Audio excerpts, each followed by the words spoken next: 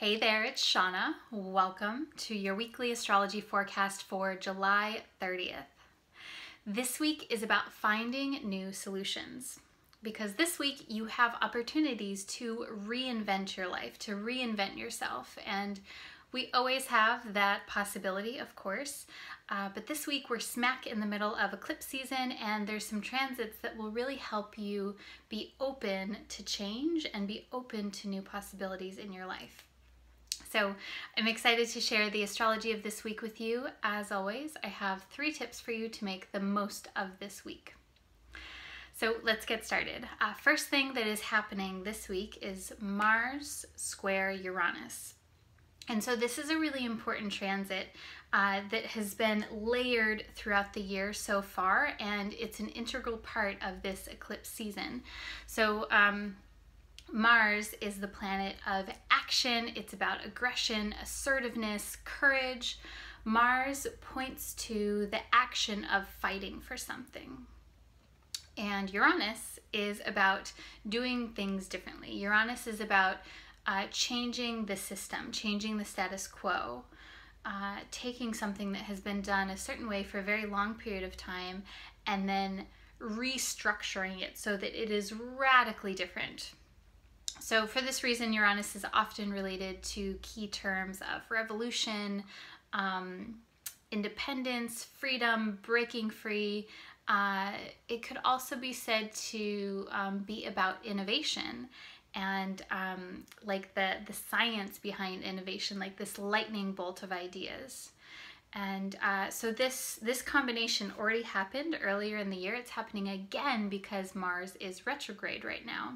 So Mars was square Uranus in the middle of May. So that gives you, if you reflect back on that time in your life, that gives you a little bit of an emotional tone for when this happened. And so it's happening again now, and then it'll happen again later when Mars goes direct in a few months.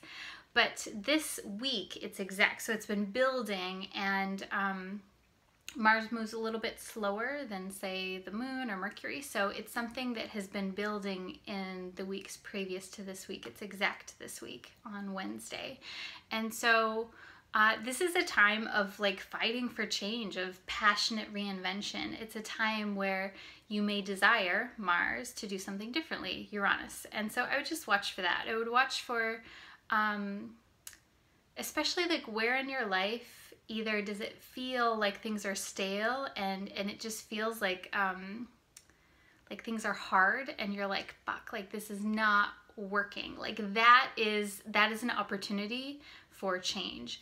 And because this aspect is a square, that means that it's something that will present itself to you very, I don't know if I want to say forcefully, but it's something you can't ignore. So, so this kind of energy can be very liberating for some people. If you're uncomfortable with change or if you're fighting change, it might be a little more challenging. So I just want you to know that and to notice if you're encountering challenges, then it's definitely a time to look for new solutions.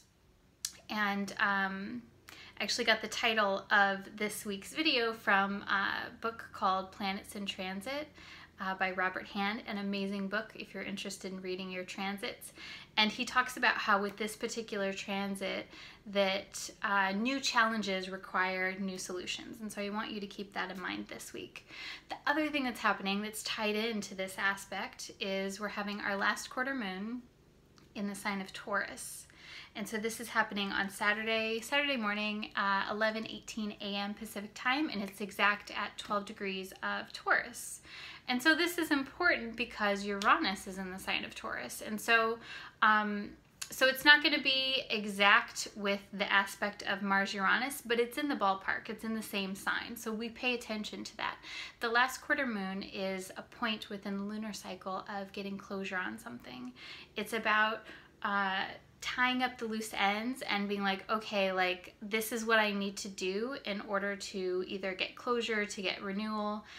It's kind of like a sorting out time. And so I think it's a great time to be like, okay, what is it that I need to do? Like, what is it? It's kind of like coming to terms with yourself. I call it, it's like a come to Jesus moment. You're like, all right, this is the thing that I need to do. So I want you to notice where you feel like that. The other piece of this is that Mercury is still retrograde. So Mercury stationed retrograde last week, same week as the lunar eclipse, and Mercury is the sign of Leo. And Leo is opposite Mars. So we have all of this energy around the fixed signs this week, which I think is really interesting. So it's definitely like this time of fixed signs are about sustaining something and about building something. And all of these aspects that are happening are actually about change. And so I want you to notice, and the whole eclipse cycle, eclipse seasons are about change. So it's like there's something that needs to change in order for something to be sustainable.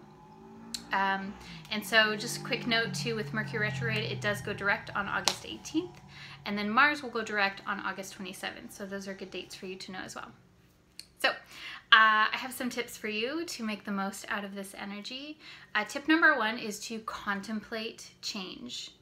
Contemplate if you could change something in your life, dramatic, minor, whatever it is, what needs change. And tip number two is to plan for that change. This is really important because it's connecting with that last quarter moon phase. So it's like taking the steps to figure out what exactly does that look like? What exactly is it that you need to do?